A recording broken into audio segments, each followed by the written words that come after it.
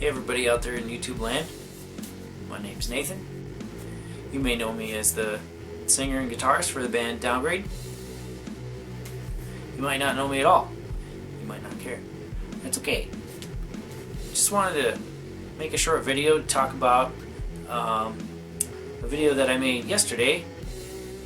So it's a little bit meta already, but that's okay. Made a video yesterday. I made a little song clip because I wanted to demonstrate something that I thought was important to me. I see a lot of videos on YouTube about I watch a lot of gear videos, let's put it that way. I watch a lot of people who sit in their studio and they, you know, tell you what kind of guitar you should have, what kind of amp you should have, stuff like that, right? Like, you want to play this style of music, you need this setup, you need this type of amp and guitar, you need these type of pedals, all of that sort of thing. And some of it is amusing in that way because I think you can make just about any kind of music you want with what you have, or you know, what you can get easily or inexpensively. Certainly good gear is great to have, but not totally necessary.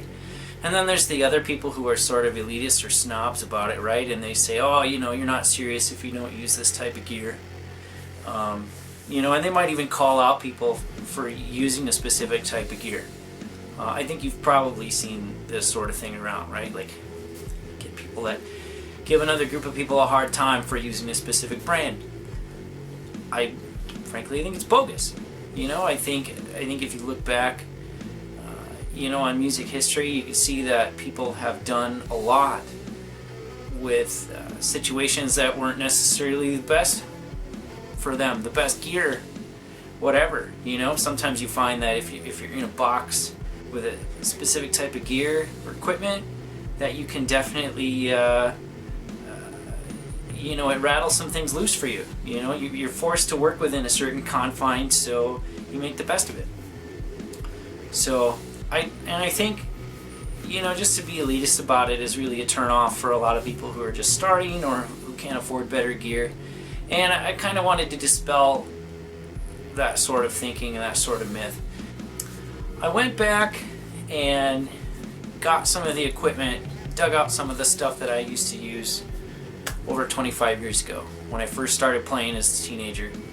I had a couple of old Peavey amps. One of them is a practice amp, and one of them actually is a keyboard amp with a single 12 and a piezo.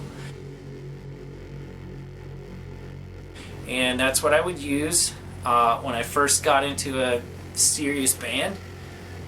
And we did some shows with that, and I typically would get laughed at and stuff. You know, like, what is that? Why are you not using a Marshall half stack or this or that? And to me, it didn't matter. You know, I wanted to make music. I was excited about making music. This is what I could afford.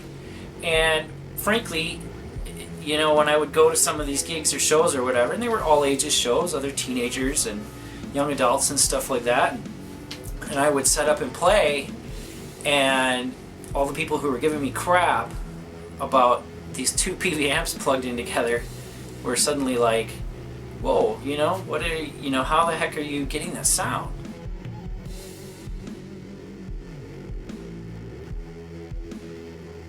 So I think it's important to just go with what drives you.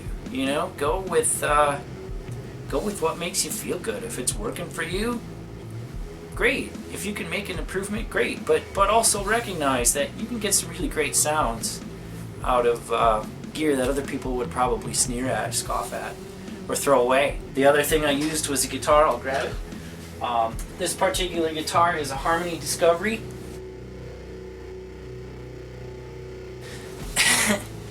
And it's been painted a bunch of times. It's broken and stuff, and it's not great at all. But I put a Seymour Duncan in it, and I put some pretty heavy strings on it.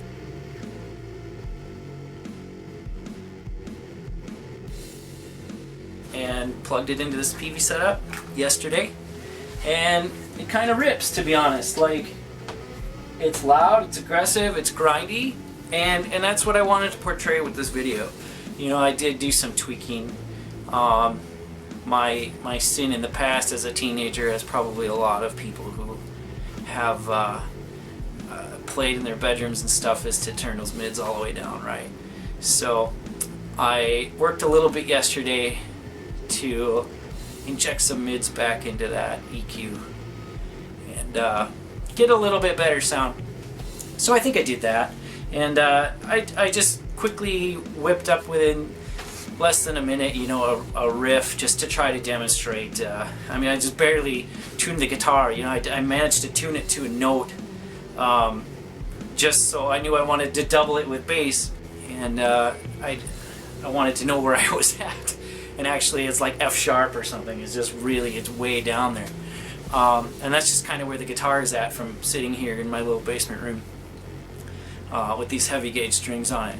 So I just wanted to quickly demonstrate that, you know, whip up a riff and get the EQ settings the way I want them, and set up my couple of little microphones here and Ableton,